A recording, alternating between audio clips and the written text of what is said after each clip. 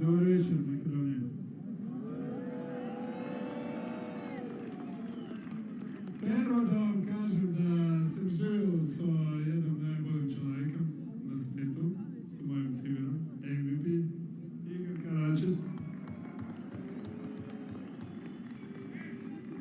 Znam broj 5 i broj 31, dobro, ali kažem vam na siti da možem vam zahvaliti da mi smo proživjeli jednu historiju koja stane u povijesti za nas City. Svi dali smo srce, dušu i bili teške vremena za City i za Makedoniju i za Varda, ali postajemo